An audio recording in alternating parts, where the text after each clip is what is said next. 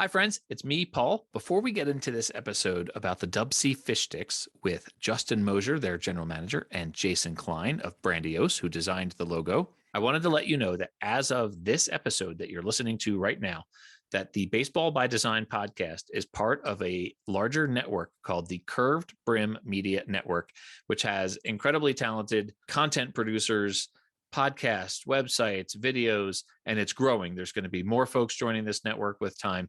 Check out my fellow content producers at curvedbrimmedia.com. And now, through the magic of podcasting, we transport you to a neighborhood in Seattle, home of the Dub C fish sticks.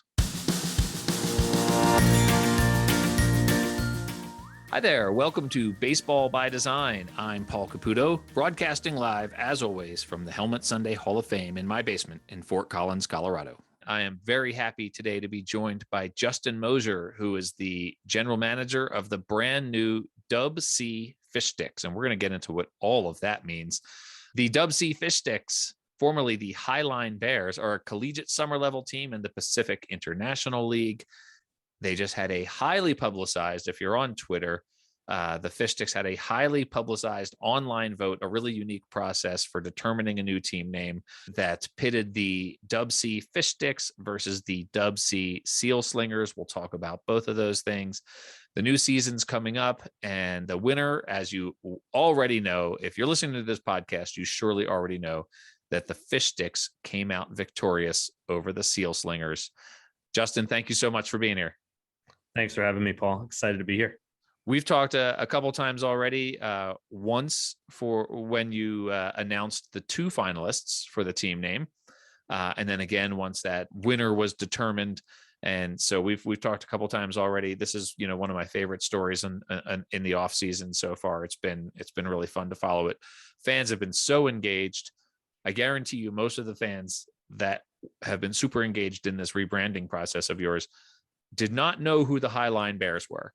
One of the things you and I talked about was how the name, the Highline Bears, came to be and sort of the lessons you learned from having a generic name and, not concentrating on that as part of having a team. And then that leading to this very fun, really engaging new name that you have. So let's talk about the most boring part of this story first, if you want to, which is the Highline Bears. How did that name come about? Why did you decide you need to change it? When we started, and I've said this before, it's just we had no idea what we were doing. And we decided we wanted to join the league. We decided we wanted to bring baseball, a high level of baseball, back to our community. There's a beautiful stadium here. It hadn't been used as far as something for spectators, something to bring people to run events in a very long time. And so we knew we wanted to do that. We knew that the Pacific International League was a league that would accept us, and the league was bugging us, hey, we need a team name and we need team colors. And so we had gone back and forth, and none of us having a background in minor league baseball or branding of any type sat in a room and started brainstorming name ideas. And of course, we went where everybody probably goes if you're not in this business, which is, well, what location identifier should we use? Should we use Seattle? Should we use White Center? Should we use West Seattle? We have all these small little towns and neighborhoods that are right around us and that bump up against our stadium. And so figuring out which one we wanted to use. Highline's used for the local school district. There's a high school for it. The fire department, which one of our founders was the fire chief of, is called North Highline. And so we just went to Highline. And then outside of there, we just started figuring out what are we going to use, so we went down the animals, I think Barnstormers came up at one point. Nice. A nickname for White Center is Rat City. And it actually has nothing to do with rats. It was a training area for the Army during World War II. And so the abbreviation for it was RAT, R-A-T. Uh-huh. And I think it was Relocation and Training Center is what it stood for. And I think there's one other name that it had as well. We decided not to go down that path. And then we just ended up on Bears. There's And, we just ran with it. We had a graphic designer who was on the team at the time. He created the logos, uniforms, made everything easy, very professional looking. And we were kind of off to the races. Mhm. But we learned very quick, just because you build it doesn't mean they'll come. And I think that's the biggest lie in all of sports, because that's not true. And, we have this large community around us who just didn't know we existed, zero advertising budget, zero marketing budget, no staff, all volunteers, and just trying to figure out how can we get attention. And it just never caught on. And so we got to the point where we are today. So the voice in Ray Kinsella's head is a liar. It's if you build it, they're not necessarily coming. Yeah, I just, I continue to go back to that. And it's all about Sure. how can we gain people's attention? And, we've got a lot of negative pushback from the rebranding, oh, those two names are stupid, both of them. Now we've got half the people who voted who are somewhat upset because the Seal Slingers did not win. But I think we've gotten more attention and people have noticed us. Sure. The amount of comments I see locally online of, I had no idea there was a baseball team that played just down the street from me. Yep. It's crazy. We have more people on our ticket priority list than we've ever had before. Yep. And we had so many people that were upset that have probably never been to a game before. I found that pretty Well, funny. this is rule number one, right? Like, you want people talking about you at all. I don't necessarily subscribe to the any press is good press, but you certainly would rather have people sort of agitated than just ignoring you or completely unaware of you. I do want to get back to something that you've said, and this is something I think we've glossed over a couple of times in our previous conversations, which is, you said that you didn't have a background in minor league baseball and you didn't have a background in branding, and yet here you are, the general manager of a baseball team. So what's the missing link there between no background in baseball to you're the general manager of a baseball team? I've always been very entrepreneurial throughout my life, swap meets, selling baseball cards, Pokemon cards when I was a kid, when my grandparents said we need to have a garage sale in our carport and front yard, I was the person who was heading that up. I was all about it, at the age of 8 or 9 years old. I was all about sales and how we could do different things. Started my first company in high school, and then always had a love for baseball. And I've always been the person who's wanted to put on events or head up projects, and then convincing people who were around me to get involved as well. So, of course, when people around me told me stories about baseball teams and the stadium in White Center being packed on Friday and Saturday evenings, it's how I'm wired. Something just sparked inside of me. And then I just hit the ground running. And of course, me being the one that was kind of heading the ship meant that I took on most of the responsibilities and therefore became general manager. And I'm sure people around me look at me like I'm crazy and are always wondering what's going to come up with next, or what's the next project going to be. And then somehow just my family and friends around me have just always been very supportive. Awesome. I love it. Well, it's funny just because you had said that a couple of times, and I was just like, well, wait a minute.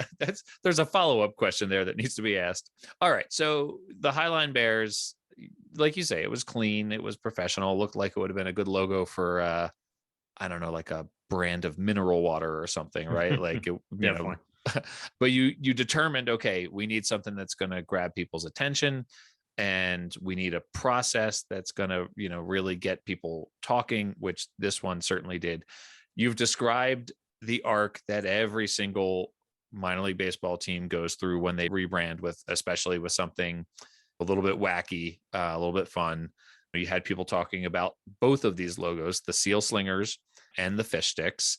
The Seal Slingers, you described this when we talked before in a way that I really liked, because it's a pretty horrifying image, right? Like when you go and you find these orca whales slinging seals around hard enough to stun them so that they can make a meal out of them. And then here you've paired them together as part of a fun, baseball logo. But you described it previously as sort of almost like a Tom and Jerry kind of relationship, like a cat and mouse, but they're friends. And I always liked the episodes of Tom and Jerry when they were friends and not the ones when they were getting after each other a little bit. So maybe, I don't know, maybe that speaks to why I was voting for the fish sticks. That tenuous relationship just made me a little bit nervous. Did you get pushback on that? Was that something that you heard about? Like, hey, this gruesome thing that happens in nature might not be the best baseball logo. Definitely. And when the name came up, and then my business partner Stephen Finch, he was big on that name.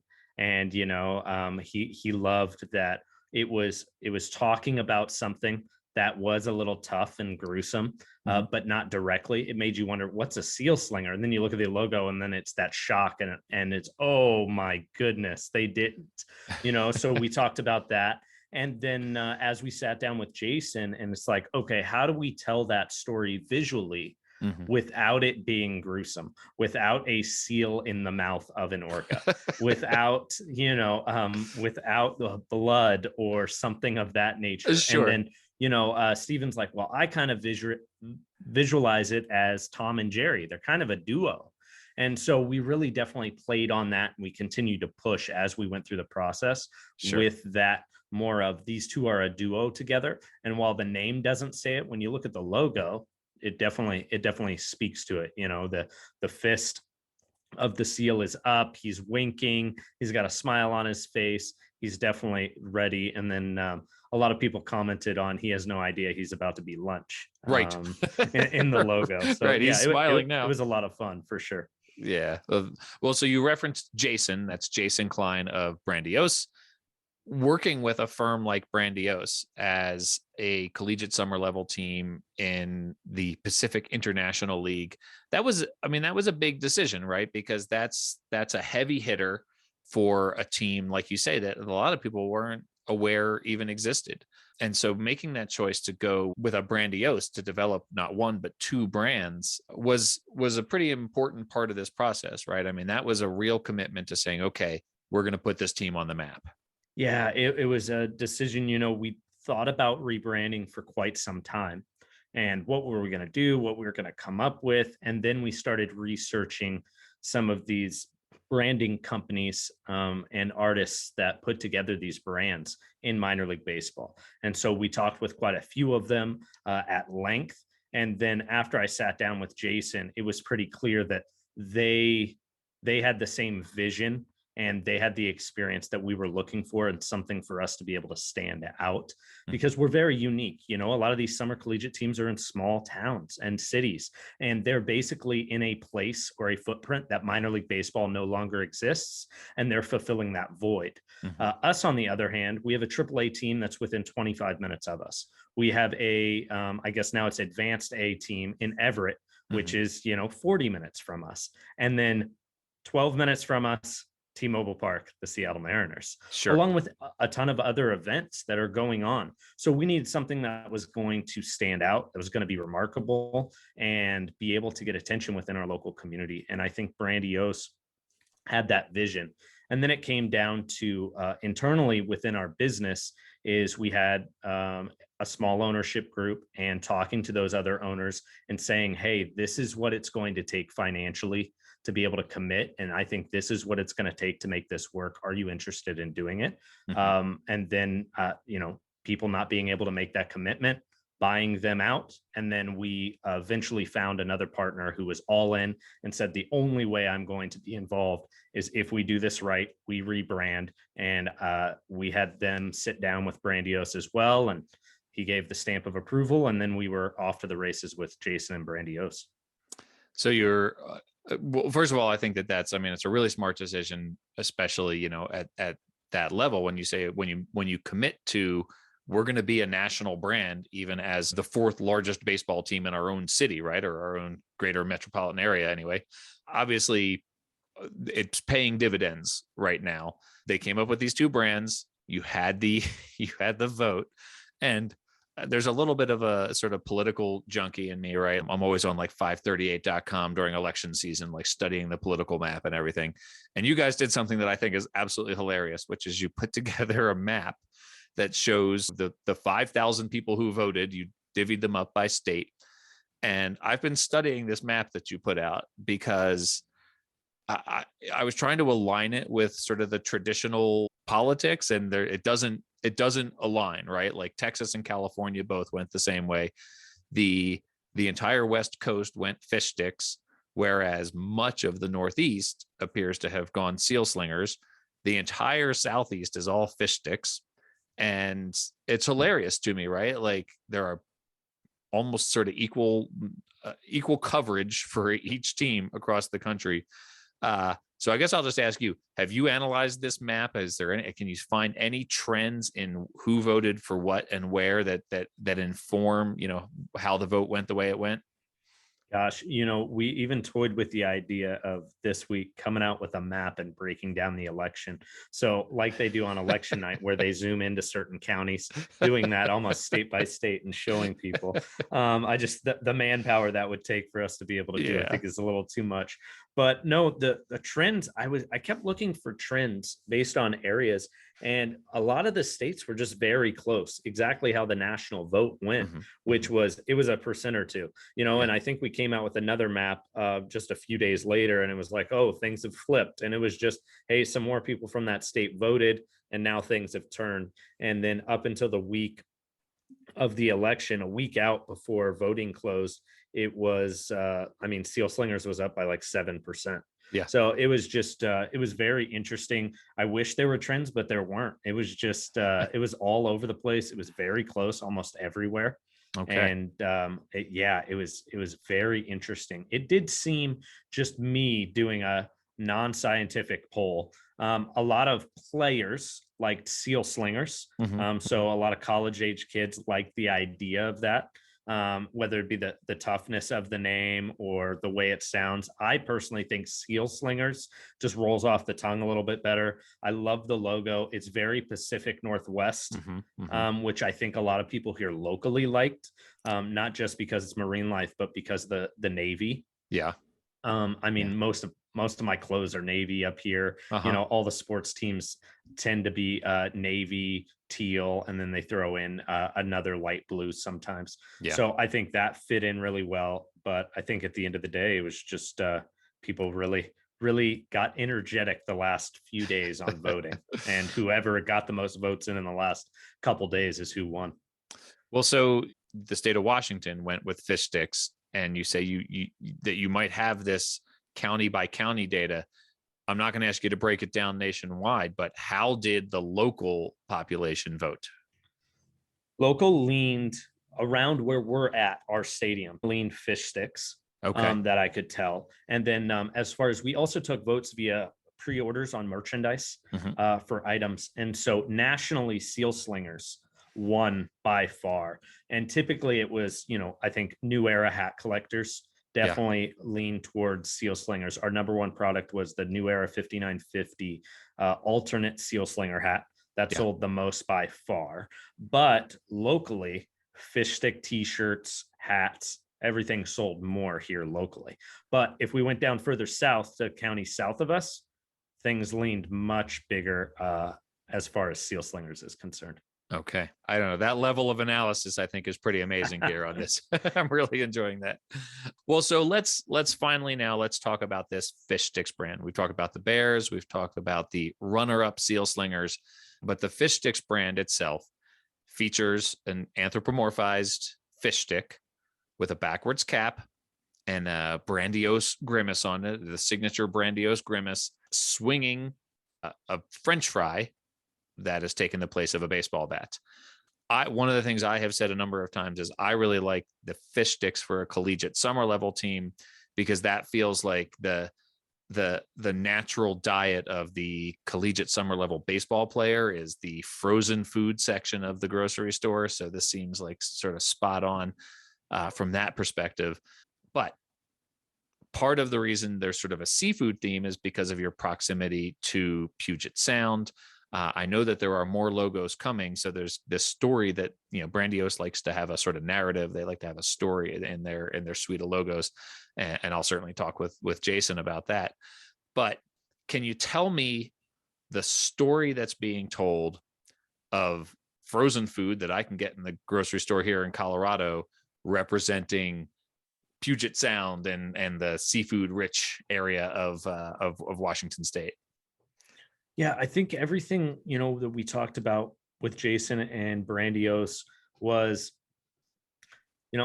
it's a bit of a joke, right? I mean, one, there's a fish stick character taking itself very seriously. It's like, dude, you're a kid's food. You know, you're near junk food if you aren't considered junk food, right? You are right on that edge. You know, junk food, I think, is right there. You know, Yep. and it may be in that category. And I think it would have been very easy for us to go with something in wildlife that is common here, something that is, salmon. The salmon industry is huge here. Fishing is huge. And so the play on that and taking it a step further, I think that's something that they always challenged us to do. Well, how could we take this a little bit further? And there were a lot of uncomfortable conversations. And I know when Jason came up and we were driving around, at one point, there's a marketing guy that I follow named Seth Godin. And Seth Godin always talks about, he calls it the lizard brain. And the lizard brain goes off and it basically tells you when you're hungry. It's that flight or fight instinct that you have. Mm-hmm. And the way Seth describes it is that, it goes off in our day-to-day work as entrepreneurs all the time. And it scares us from doing the things that we could really have an impact on if we were to do them. So I was having this conversation with Jason. I was like, if I feel uncomfortable about something, I'm going to try to lean into it a little bit more. And so as we get to fish sticks, it's like, I like the idea of salmon. And it's like, yeah, but if we came out and we were the steelheads tomorrow, Mm-hmm. or, we were the coho, that doesn't really do it, right? Mm-hmm. That's not Mm-hmm. ridiculous. That doesn't gain attention. That's not fun. And it's like, oh, but we're the fish sticks. And it's like, well, why would you be the fish sticks? We get I get the freshest seafood in the world here. I'm real weird. When I travel and I'm kind of in the Midwest and things, I won't have seafood because to me, it's like, this took a few days to get here. Yep. For me personally, right? Because Sure. I'm spoiled having this fresh fish from Alaska and Puget Sound and the Pacific Ocean. So I think it was a play on that. And then getting into more details, it was things, and even in the Seal Slinger logo, should it be so much about baseball, right? We're about fun. So it's like at first, a lot of us pushed back on the French fry. I personally love the French fry bat. I was like, no, French fries and fish sticks. That makes sense. It needs to look a little bit like a baseball bat, but I don't want it to be full baseball. And same thing with the Seal Slingers logo. One version had a bat in the hand. One version, it was a glove in the seals on one of the seals' hands. Like it was very much to baseball for me. And so we had a lot of tough conversations, and how do we get into something that's fun, that says, hey, we are a baseball team, but also says, hey, when you come to one of our games, you're not just here to watch baseball, you're here to have a blast. Well, and that's what minor league baseball is anymore, right? Like minor league baseball. And I think that's a positive thing. It's the entertainment industry, and the actual baseball itself in a lot of ways is sort of ancillary to to the larger experience. And part of that larger experience is the brand. One of the things I've experienced, without naming names, is this phenomenon of a team having a really refined brand, like a really good logo and really good merchandise. And you see it online, you see it, people walking around in it, whatever. And then you get to the ballpark and it's actually not that great, right? Like it's not that great an experience. And it's just like, how could this awesome brand be associated with this subpar experience? And so I think part of rebranding with this fun identity, this Brandiose, highly refined, very professional, if fun, I mean, professionally designed, but still sort of fun and cartoony. And then, having a sort of subpar fan experience, who needs that? Nobody needs that. We really pride ourselves on our experience, right? And the types of things we did when we were the Highline Bears were things that were crazy and fun, right? We don't have a lot of league rules that prohibit us from doing different things. And being a summer collegiate team, we're unaffiliated. And I know Jesse Cole down in Savannah talks about that a lot. And that's something we're really excited about. And the fish sticks winning is going to make that a lot of fun for us, right? The amount of play on words, the amount of different things that we can do as far as in between promotions are concerned. It's funny when I have conversations with people in this industry at the summer collegiate and the minor league baseball level, I try to just soak up as much knowledge as possible. What I always run into is they worry frequently about, hey, we're in the entertainment business, and they speak it. But then you get to their ballpark and it's like, yeah, we've got 4 or 5 promotions we run every single night. Right. Or we rotate. We do these on Fridays. We do these on Saturdays. Right. Or it's just, oh, our team has to win. That's how we're going to get people in the ballpark. And it's like, well, you can't control if your team wins. Right. I mean, for us as a summer collegiate team, we'll have our roster set here in the next couple months, and then we'll lose 10 guys before we even play an inning. Sure. Right. You'll get guys who are shut down by their college coaches because they threw too many innings. You'll have injuries. Somebody will end up getting a internship somewhere, and then someone will decide they're done playing baseball. And so our roster is going to change completely. So we could have recruited the best roster we've ever had. And then come middle of May, 2 weeks before we start, our entire roster, half of it's changed. So you can't control what happens in the baseball game. You can't control how good your competitors are. And so if that's what you're relying on to entertain your fans that come out to the ballpark, and that's it, that's a big gamble. And the fact is that for us, if we're competing at the baseball level, if you're a huge baseball fan and you're just die hard and you want to see the best baseball, you can drive to Seattle or stay at home and watch it on TV and watch the Mariners play baseball. But for us, it's about having a good time. It's about getting kids to fall in love with the game of baseball through a lot of fun and interacting with players on a level that they can't anywhere else in the country. Well, and you've touched on something that's really interesting about recruiting your team, about, I mean, you're responsible for putting together a roster. On the very first episode of this podcast, Chris Creamer said that he has asked baseball players, major leaguers, if, all things being equal, would they ever use the coolness of a logo as a tiebreaker in deciding, where to sign as a free agent? And they said no. But it does raise the point at the collegiate summer level that might have a much bigger influence. And are you finding, in the early stages now of being the Dub C Fish Sticks, are you finding that you're getting more attention from potential players? We definitely have. I think the attention just, college coaches are so busy. So getting their attention when they're seeing us over and over again on Twitter and Facebook, that just pops in their head. Oh, I got to talk to these guys. I owe them a call. So I think that's been very helpful. What I think is interesting is, unless you play in, one of the top 20 baseball programs in the country at the Division I level, you typically don't play in front of a lot of fans on the weekend. So, what we're going to do is we're going to pack the stadium. So players that want to have a great experience in the summer, and would you rather play in front of 10 fans, or would you rather play in front of 1,500 every night of the week? I mean, you have that choice with us. So that's definitely something that I think is going to attract players in the future. The stadium is going to be called the Friar. And we talked about the different promotions that you could have in game and the different things you could be doing. What are the fish-based between inning activities or promotions that you guys have in store? One thing, we're throwing out the first fish every single game. So, a kind of a copycat of Pike Place Market, throwing the fish from the mound, and then the person who throws it out, instead of taking home a baseball, they're going to take home their fish wrapped in butcher paper signed by the player. So that'll be excellent.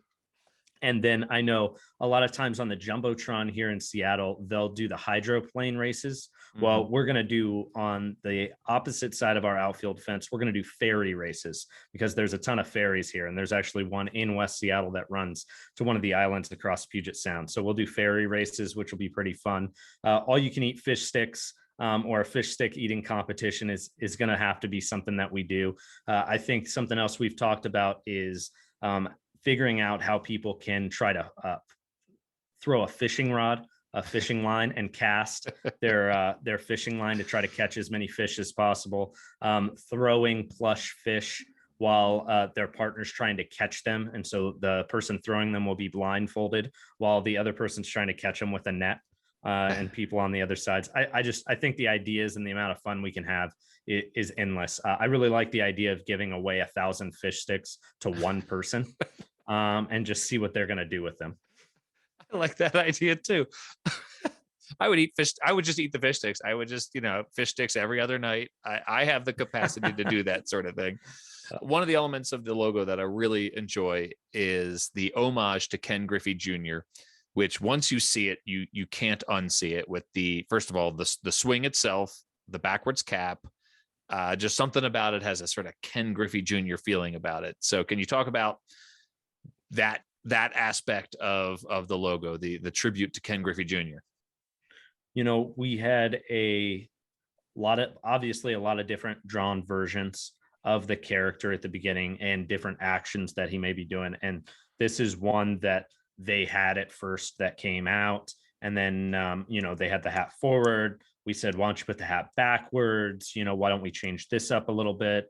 And it just ended up, the nod to, the best swing to ever come out of Seattle. And it just worked perfectly. And I think a lot of people locally have noticed that and really like that idea. And they've heard that's what we were looking at. And some people we don't even tell, they'll send us a picture of Griffey swinging after he's done swinging. And it's great. That's fantastic. Yeah, I absolutely love that. Well, Justin, knowing how much you guys love an online poll, I have to tell you that I posted while we were talking about whether fish sticks are junk food or not. I did post a quick 15-minute poll. There's 2 minutes left. And right now we have 41 votes in, which is, I think a representative sample size of our mutual friends all on Twitter here. But right now, 53.7% say yes, it's junk food. 46.3% say no. And then we have Ed from the Dad Hat Chronicles chiming in with some fancy looking fish sticks. Bradley from Canada talking about chicken nuggets would have to be junk food then. But the most notable response here is from the Inland Empire 66ers, who were team Seal Slinger. I was team Stop the Seal. I was fish sticks all the way. But the Inland Empire 66ers, who have been very active on Twitter recently, they said, and I'm quoting now, just junk, period, not food, period. Hashtag still bitter. It seems like you've made a rival here in the Inland Empire 66ers. We have. If I was a single A team, I would definitely set up a way where we could go down and play them. But yeah, they've been great on Twitter. They've been back and forth. At one point, when we told them we wouldn't talk about what the voting totals were the last few days of the vote, just to try to make it fair and see who was really hungry, no pun intended, to get the final votes in there. And they were calling for a recount. They were saying there was no transparency in our election, and we've had a lot of fun with them on Twitter. So it's been great. I'm glad to see they're still interacting on there. Well, that if Seal Slingers had been ahead, they would have been on team Stop the Count here. So it's the 66ers out here playing politics. The 66ers announced on Twitter today, they said, stay tuned or coming soon. And they had a picture of an ice cream helmet. Speaking of ice cream helmets, I know that on Bobby Coon's podcast, Pulling Tarp, you indicated, and I think it was because I actually asked the question. It was a question I put in there from his ask a question feature. I asked, are there going to be helmet Sundays? You said, yes, there's going to be helmet Sundays, but that, I needed to come there and claim it myself. Definitely. Yeah, we're definitely having helmet Sundays. And I think we're going to even look at the idea of doing giant helmet Sundays. Nice. As well. So we'll have the small ones, obviously, that will do our ice cream. There's a local ice cream shop that's been very supportive since day one, Full Tilt Ice Cream. And we're actually going to try to work with them and see if we can come up with a unique flavor that they might sell as a special promotion in pints. And then, definitely doing the baseball helmets. I think that's a must. And I mean, the amount of helmets that you have in your collection, if we don't have our team in your collection, then that's an issue. They have to be there. They have to be there. So I have to ask this question, and this might be a little forward, but by this point in your interview with Ed Rivera on the Dad Hat Chronicles, you had already offered Ed the opportunity to help design a dad hat. And I'm sitting here waiting for my invitation to help design a helmet Sunday. I'm not sure where that is yet, but I'm just sitting here waiting, Justin. So I really do need some feedback on the helmet Sunday, and here's why. And I'm glad you were so forward with it, which is I haven't seen very many that are really cool designs. I've seen very generic, helmet, one color, and then full color logo on the front. I personally want to do something cool. Why aren't we doing something cool? So that's what do you have any that are really cool that stand out? Well, I can tell you the coolness of the designs. First of all, the ones that stand out to me are like where they do a different colored brim from the rest of the cap. But Yep. there's some new styles out there where they look like almost like a new era cap, right? Like they look like a flat brim cap, and they've got like highly detailed. It's not just the sort of smooth plastic, but it feels and looks more like a flat brim cap. So Wow. I haven't really seen any that are anything other than just here's the logo on the front of the helmet, and then maybe like a sponsor logo on the back or something like that. Yeah. But I will send you some pictures of the different styles of helmets that are available out there, because there are some that are a little non-traditional. All right. Well, since you called me out on it, I'm officially offering. Since you're already offering to send us some different designs and show us what you can help us design our ice cream helmet. You'll be the official designer for the ice cream helmet in the ballpark. And there's not something that I can talk about quite yet, but I'll just say you're not only going to design one ice cream helmet, but there'll be another one that I need your help designing as well. This is huge news. I am so excited for this opportunity. I'm going to edit out the part where I asked you to make this offer, and then I'm just going to make it seem like you just made this offer out of the blue. So stand by for that. I don't mind you. I don't mind you asking at all. If you don't ask, the answer is always no. Right. Exactly. You miss 100% of the shots that you don't take. Wayne Gretzky, Michael Scott. Exactly. Hey, I have huge breaking news for you here, Justin, too. The votes are in. 50 votes were cast.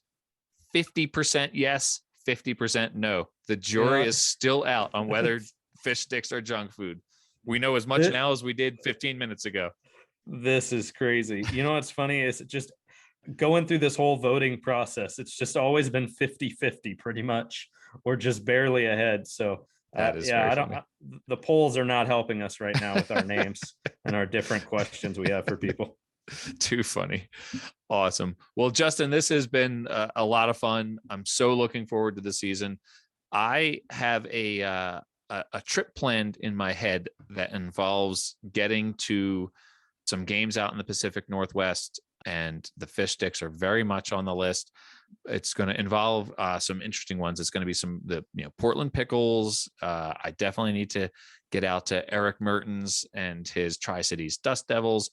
And I want to make it up to see a Vancouver Canadians game, assuming that the border is open. So I have a whole Pacific Northwest thing planned here right now. So I'm going to That's great.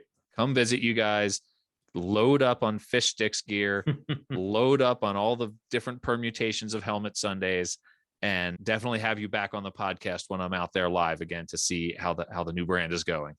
That sounds great. And if you're coming up here, and I'm sure you've already looked at a bunch of the West Coast League teams, especially since you mentioned the pickles, you should definitely make it up to Bellingham if you can. Stephanie and the Bellingham Bells do a great job up there. Port Angeles is a good one. Matt Acker and his group. That's a real unique ballpark. It's just the mountains are the backdrop there on a nice night, which is great. And if you're in Port Angeles, you should just take the walkover ferry and go see the Victoria Harbor Cats. They're like number 1 or 2 in attendance for the West Coast League every year. Them and the Pickles go back and forth. So those, if you're coming up here, I would definitely highly recommend them right after you see us. Of course, because they haven't asked me to design their helmet Sundays yet. So exactly. Justin, thanks for joining me. Congratulations on all the success you guys are having. And I'm glad we found each other online. And, I think you guys got great things ahead.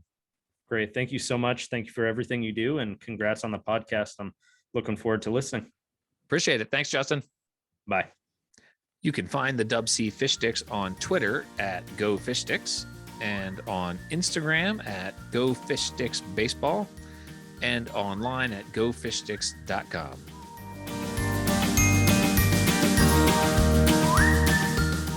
I'm very pleased to welcome back to the show once again my friend Jason Klein of Brandiose. Jason, thank you for being here. I really appreciate it. Oh, I love this. It's so much fun telling these behind the scenes stories. This story in particular was so much fun this offseason. I have been saying for a while, I think that this story stole the offseason the rebrand of the Highline Bears, which, Yeah. you know, Justin Mosier will tell you is as boring a name as you can possibly have, the Highline Bears. Right. To bounce back from that and to come back with this. And Justin is very clear to credit Brandiose with the idea to have two competing nicknames that battled it out for internet supremacy in what turned out to be a very close vote. So I have to ask you, did you actually cast a vote? You know what? I did not cast a vote. I didn't cast a vote on purpose. I wanted to be impartial. I know one vote doesn't matter, but I was like, I just don't, you know, we try to be really agnostic through all of this. And so I wanted to let the fans weigh in. Well, you say one vote doesn't matter, but in this instance, one vote mattered. It did quite a bit. Yeah, it right, was, yeah. you know, I think it ended up being like, I think Justin said like 40 votes. That was the 40 or 46 votes. It did. It was close. So, well, let me ask you about the, I was team fish sticks. Right. I've been very public about that. I was team fish sticks. I did, you know, I liked both brands very much. We'll talk about the Seal Slingers first, yeah. You know, since that's the one that they are, you know, they're still, you know, you still see the team out there promoting the Seal Slingers. They had a hat day special, National Hat Day special for them. And I know they're going to be doing stuff with the Seal Slingers at the ballpark. But they sort of put forth this idea of this killer whale and this seal forming this unlikely Tom and Jerry style partnership that turned out to be fairly funny, and really, you know, a lot of people really embraced that and thought that was a fun one, in part because of sort of, I think, the edginess of this tenuous relationship between those two animals. What was your thinking behind those two things? So well, when we started this project, you know, in the past, you would have a name the team contest, and then there was always the sort of second through fifth place or sixth place teams that just didn't make the cut. And when we were working with Bowling Green and Brad Taylor, who's now at the Chihuahuas, he invented the very first what could have been night, which became the Bowling Green blind cave shrimp, which is a great one. Yeah, it was the original. And there's a history of, you know, coming back and having a what could have been night where one game or a couple of games during the season, the second place team name comes to life in a what could have been night. And so we thought about, like, what if we reverse engineered it and we did the what could have been night first, and we did the full design and let the fans vote on which identity that they wanted to pick. Because what could have been night identities are in the inventory. They're part of the intellectual property of these teams going forward forever. Like, what if we just reverse engineered it? And we love doing things that have never been done before. We invented the first glow-in-the-dark on-field cap for the Casper Ghost, the first on-field rally cap for the Altoona Curve. So we were like, what if we did the first sort of, you know, reverse what could have been night? And so we were narrowing it down between two brands. We knew we were focused in Seattle, and we had to make a big ruckus because you have so many pro sports teams. And one of the things we're always thinking about is so many minor league baseball teams, especially if you're in a AAA level or even like in a major league market, is you see yourself competing with these major league teams, and you will always play, you know, like fourth, fifth, seventh fiddle to a major league team. And the best thing that you can do for success is not try to make your brand sound like it is competing with the Sounders or the Mariners or the Seahawks. Like, you know, you don't want to be a parody of these major league. It's a game you can't win. Right. They have $1 million budgets. And so you have to go to the opposite and say, we're going to do something completely different. So going into this, we were thinking, okay, you know, how do we, you know, like, what is a classic sort of name that can't be ignored? And we knew we were going to settle on two different names. The Fish Sticks was one of them. And then they came and they were like, let's do like Seal Slingers, because you see these, you know, whether it's like Wild America or, you know, you just see it off the sound where these killer whales are tossing these seals or sea They're pretty lions. horrifying, those videos. It is circle of life stuff going on. So we were thinking to ourselves, okay, and we sat down, Casey and I had a debate about, like, okay, what is the relationship between the seal and the killer whale? And also, how do we surprise the audience on what they are thinking? Because as you alluded to, it is a violent, vicious, act. What would flip the script? Is the seal become the hero, and the killer whale becomes the sort of the villain? Is the hero the killer whale, and the seal is the villain? Like, what is this relationship, and how do we do it in a way that feels family friendly without too much circle of life stuff going on? So Casey was like, well, what if they're buddies? Like, what if they're working together on a team? And because you hear this name and you go Seal Slingers, and you're like, what does that allude to? Like, oh, like when killer whales toss a seal. But like, what if they were working together? And what if they were this sort of dynamic duo where the seal is helping the killer whale rather than being the prey? And that became the sort of vision for the brand. Yeah. Well, it obviously had a lot of support out there. Justin Mosier, he said that it was the Twitter crowd was very into the Seal Slingers, and yes, the Facebook crowd was very into the fish sticks. So I guess that speaks to my sensibilities, I guess, although I haven't been on Facebook in years. So I don't want to derail the conversation, but you mentioned the Casper Ghosts. Yeah. And I have a little side campaign going. One of my agenda items, on social media in minor league baseball, is to get the Grand Junction Rockies to just rebrand at all, because they're not even in the Rockies. But also, how about reprising that old Ghosts logo, right? The Grand Junction Ghosts. They own it. It's got alliteration, and it's got this classic logo. And I feel like the Casper Ghosts have been getting a lot of attention recently on social media as a sort of great classic logo. So anyway, that's I don't want to derail anything here, but that was a sort of a classic in my mind. No, and you make a great point, which is that one of the things that we find is that when you rebrand, so many teams want to shed their old identities like unwanted skin. Right. And, like there's questions like, what do we do with the mascot when we rebrand? Our whole thing is that there's a heritage to your franchise. And some of these brands like Rochester Red Wings, like they go back 100 years, some of their history. So my philosophy is, whether it is, the Lakers coming from Minnesota or whatever, like you own that heritage. You should not only have and retail your current identity, your sort of present day identity, but you should have your own Cooperstown collection in your team store of all the teams from the 70s, the 60s. If you go back to the 1800s, throw that in there, because you never know that emotional connection that somebody might have with that like 70s team. And it's like, oh man, I remember my grandfather took me to my first game at that. I want that cap. It's like, well, you're in luck. We have it for sale in our Cooperstown collection. Yeah. Minor league teams in particular. I mean, it would be so smart of them to do that. So yes. One team that I think doesn't need to worry about that, though, is the Dub C Fish Sticks, because I don't think anyone's pining for Highline Bears gear just yet. Yes. So, but let's talk about the Fish Sticks now. The winner of the online fan vote by a very narrow margin, your fish stick character who vaguely emulates Ken Griffey Jr.'s swing with the backwards cap. And where did the idea for a team being right on the edge of Puget Sound being named for processed seafood come from? I mean, it is like sort of the seafood capital of the Northwest. And we just wanted something that was sort of just you just know it, right? It's just wacky. It's out there. It rhymes with the trash pandas and the jumbo shrimp and the iron pigs and the flying squirrels, just names that are so cannot be ignored. And I think that was the problem, as you alluded to, with the Highline Bears. It is tastefully dull. It is a name that you drag into your mental hard drive and go, yeah, a bear. I know what a bear is. I don't need to see the logo.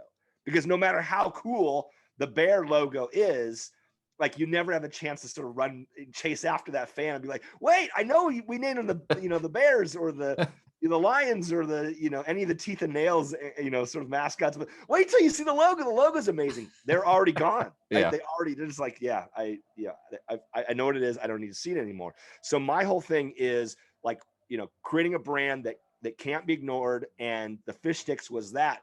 And so that was the way it came about. Well, I mean, it's a really fun logo, and this, like I said, they've made such a hit on social media right now, and that's been such a huge deal for a collegiate summer level team that plays in not even one of, with all due respect to their league, it's not one of the premier collegiate summer level baseball leagues, right? Like it's, there's tiers of those. So this notion of a collegiate summer level team, and there's a handful of them out there that have really made a big splash, with national sort of marketing campaigns. But for a team like this to come to Brandiose and say, okay, we want to make a splash now, that's obviously a new, relatively speaking, a new way of thinking for a team that really would in the past just have had sort of a local level of appeal. Yeah, and we've done a lot of, collegiate wood bat league teams before, definitely in the North Woods League. But so I don't want to say that like we've never done this before, but the challenge was really exciting because I love underdog brands. I love this idea that we were in the Seattle market and we were like, okay, we're competing in a major metropolis, and we have to cut through all that major league noise. Mm-hmm. And so, yeah, I mean, when I got the phone call and Justin was like, hey, would you like to collaborate? I'm like, absolutely. Let's do this. Yeah. Those colors are, I really love the colors, the sort of lighter blue, the darker blue, and the yellows. Not necessarily something that you would immediately look at and go, oh, Pacific Northwest, right? So I like that you sort of turned that on its head a little bit. Well, can you talk about how you guys came up with those colors? Yeah, absolutely. So when we were thinking about colors, we wanted to make sure that we were doing something that was completely opposite of anything that you would see in the city. Because one of the things that we believe is you never want a big league team or a university or college to be able to wear that team's gear into your ballpark and be mistaken for your team. Mm-hmm. So, I don't know, like Red Sox, right? If you're in Boston, like, the idea of doing, or, on the outskirts of Boston, like you wouldn't want to wear navy and red because you would never want someone to think, oh, that might be a Red Sox. Like you want to own the color. So we immediately were like, okay, lime green, teal, dark navy, all these colors, green for the Sounders, all these colors we just completely took off the table. The other thing is that when you're picking colors, it's often a game of musical chairs in the sense that you, for the Chihuahuas, for example, there are brown Chihuahuas, there are gray Chihuahuas, but tan is sort of a classic stereotype for Chihuahua. And when you want a quick read and go real instantly that that's a Chihuahua, you go with the color that is most readily identifiable or the quick read. So in this case, we knew, okay, we're going to have sort of like golden colors, golden brown, maybe Texas orange, the sort of crisp. So we knew golds and sort of Texas oranges was going to be the default, just so it was a quick read. And then, sort of complement those colors. We went into the blue areas. We knew we didn't want to do navy because you have, so many teams in the areas navy. So we went more royal. We brought powder blue in there. And that, it's kind of how the gold and the Texas orange, or it's not the neck Texas orange, but like sort of the old gold, the sort of A's gold, and then you have royal and powder blue. And it's just, it's so fun. It's awesome. So one thing that we talked about when I wrote the article for sportslogos.net, when this brand was unveiled, we talked about the design challenge of making a fish stick look crunchy and the sort of the nuances that you had to deal with there. Can you talk about that? How did you use a logo to evoke crunchiness of a fish stick? So there's two things we were thinking about specific to this, which is, what is the shape of a fish stick? Is it square? Is it, rounded like a sort of more pill shape?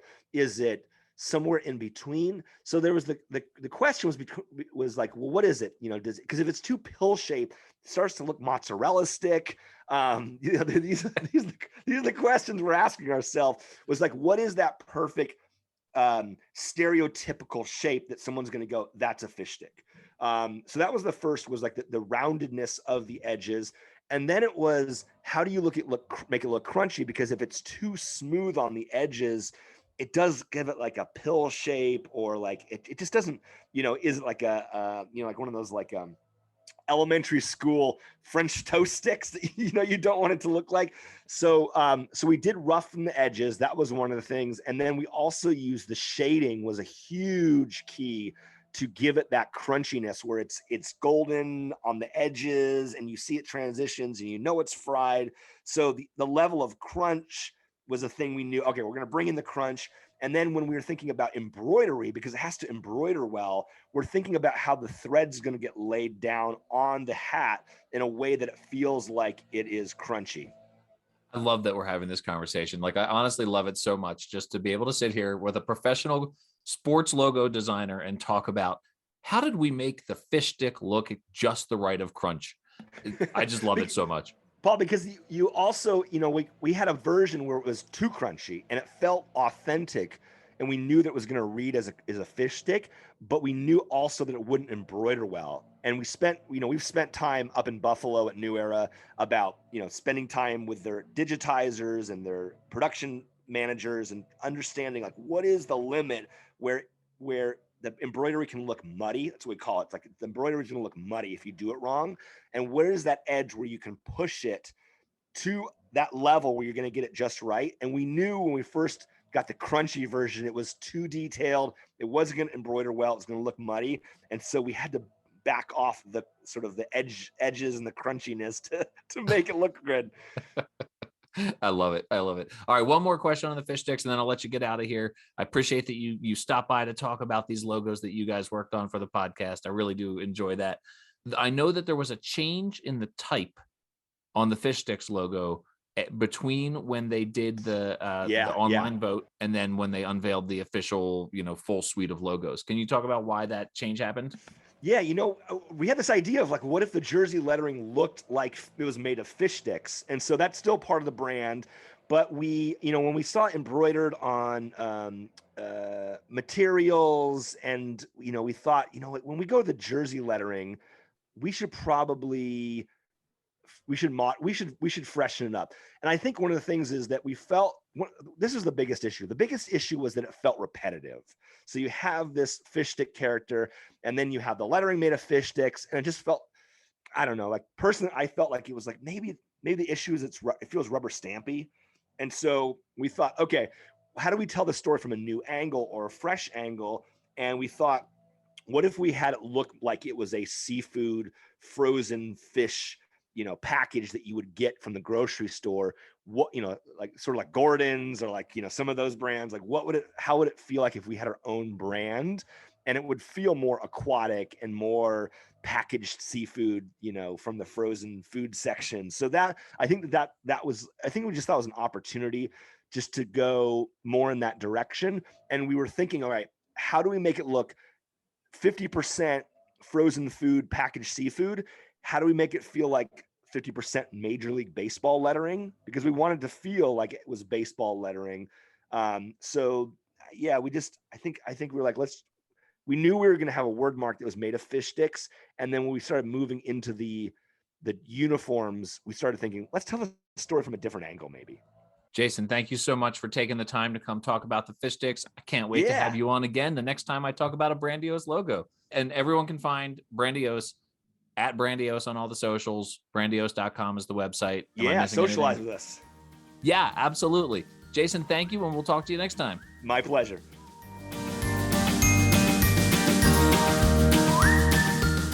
All right, everyone. Very pleased to welcome back my good friend, Ed Rivera. You know him from the Dad Hat Chronicles. Hopefully you've been joining us on Wednesday evenings for our Twitter Space live conversations about minor league baseball. Ed is also the designer of a forthcoming dad hat from our fish sticks that we're talking about today. Oh yeah. Ed, I'm so fired up to see this dad hat that you designed. Now, this is top secret news as we record this here, but when Justin and I were talking, I brought up the fact that you're going to be designing this hat, and I was waiting for my invitation to design their helmet Sunday, and he extended the offer for me to design a helmet Sunday. So you and I, we're both going to be designing stuff for the fish sticks. That's until this is released, though. That's top secret information. So love it. But anyway, let's talk about the fish sticks, man. I know you were team Seal Slinger. And I still am. still Team Seal Slinger, and there's plenty of gear out there. Tell me why it was. What did you like about that Seal Slinger brand? Honestly, I think it was fun. I'll say this first, okay? Because I love both their logos. I think both their logos are great. Fish Sticks is great. I support the team. But there was just something about Seal Slingers, the whale, and it's just something I gravitated towards right away, right? So, and then when I had the guys on, they were telling me how, like, it's supposed to, when the fish sticks are supposed to look like, Ken Griffey, and I'm like, oh man, I can't hate the fish sticks now. It's just I couldn't do it. Yeah. But that's I was stuck. I stuck to Seal Slingers. My wife was fish sticks from the get go. My daughter was fish sticks. I was losing the battle here at home, anyways. Well, so I was with your daughter and with Darla there on that vote. Absolutely, that's so was a lot of my friends. So but it's interesting what Justin said, that like the Facebook crowd was largely fish stick, and the Twitter crowd was largely Seal Slingers. So Right. I definitely align myself with the Twitter crowd in that. But as I was Team Fish Sticks. I loved the Ken Griffey Jr. The whole the literal killer whales throwing the seals in the air. Like those videos were just so horrifying to me. I couldn't take them. So I get it, and I get that, but like the whole marketing aspect of it, right? Which is smart from them on their part, right? Because you're, with Jason, with with Brandiose and what they did there, right? The whole boxing match which is a genius, because it got them to talk about, right? We were talking about a team, a collegiate wood bat team, all the way up in the northwest, part of the country. Yeah. So yeah, absolutely. Right. I mean, they're the fourth biggest team in their city. And, we are talking about them.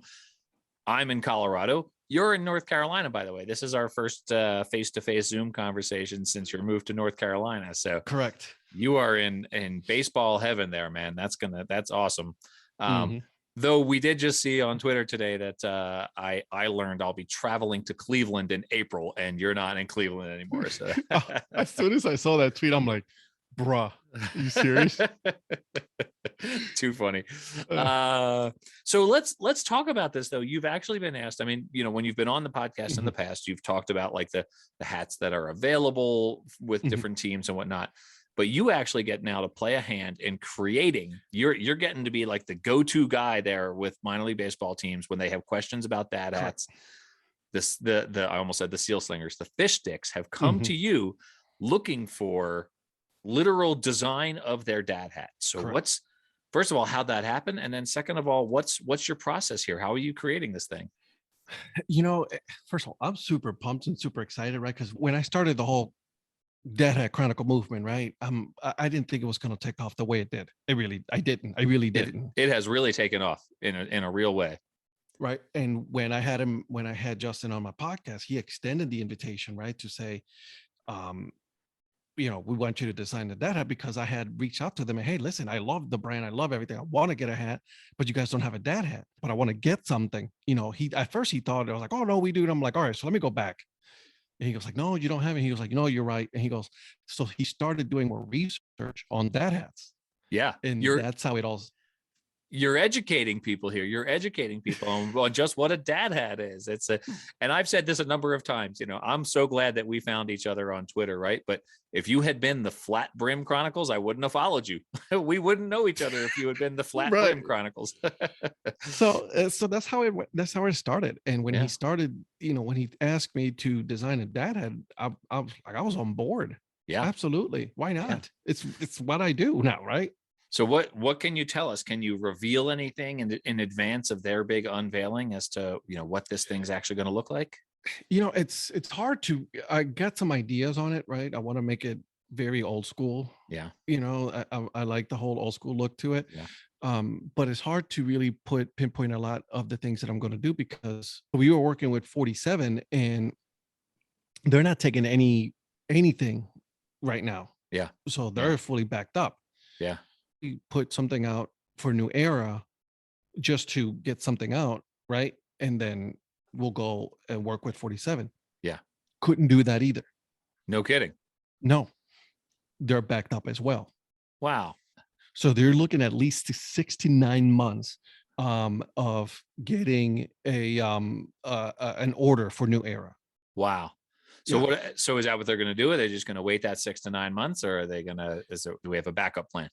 So right now what we're doing, we're going to wait, right? Okay. We're still working on designs and all that, but we're going to wait and see if we can get in with 47. Okay. Because that's the main goal. Well, and that's, I mean, you and I have said this enough online. If you got to wait anyway, I mean, that's, 47 is the brand we prefer here. So, Yeah, exactly. Can you reveal whether is there also going to be a Seal Slingers dad hat, or is this just strictly fish sticks? Or is that top secret? As of right now, I don't know. Okay. All right. And so, so I've seen on Twitter that you have, you got the T-shirt, the Seal Slingers T-shirt, and I saw Darla had the fish sticks T-shirt as well. Yeah. Mm-hmm. So, and that was adorable. The picture that the two of you together in those T-shirts on Twitter. Is this is the existence of a dad hat going to tip the balance of power in that house if Darla can't get a Seal Slingers? Oh, it's gonna be. It's all fish sticks. It's just that's how that is right now. It's all fish sticks. So I actually ordered a fitted Seal Slingers hat on hat day, on National Hat Day. Whoa, that's crazy. I can't imagine what that's even going to look like. That'll be almost as shocking as when you posted a picture of you not wearing a hat at all. I was just like, this is right. Nobody's used to seeing me without a hat. That's what the top of your head looks like. Exactly. Oh man. No hair. This is very exciting. I'm so looking forward to seeing your creation here, especially now, listen, I'm willing to wait. If we've got the 47 brand fish sticks cap coming, I'm willing to wait. Justin has already said that I actually have to go to a game. He's not sending me a helmet Sunday. So I've got to get to a game in Dub C in West Seattle to I think we should make it there. We should both go up there and watch it and go and embrace what it is, is the Friar. Absolutely. And then once we're there, I mean, you've got the Everett Aqua Sox, you've got the Tacoma Rainiers, and we might as well go see our friend Eric the Peanut Guy out in Pasco, Washington at a Tri-City Dust Devils game. Absolutely. Road tripping. See, we did it. Love it. Ed, this has been so much fun. I look forward to having you back on the podcast next time we talk. And I look forward to our weekly live discussions on Twitter on Wednesdays at 9 Eastern. Dad Hat by Design is the sort of working title right now. And we have a good time. It's been a lot of fun. It's been a lot of fun. Total blast. Come join us at 9:00 Eastern every Wednesday. That was your idea, Ed. Appreciate that. And that's been a blast. And we'll see you next time. Thanks for coming on Baseball by Design. Absolutely. Thanks for having me, man. You can, of course, find Ed on Twitter at the Dad Hat 216 and look for the Dad Hat Chronicles on all of your podcast downloading apps. See you next time.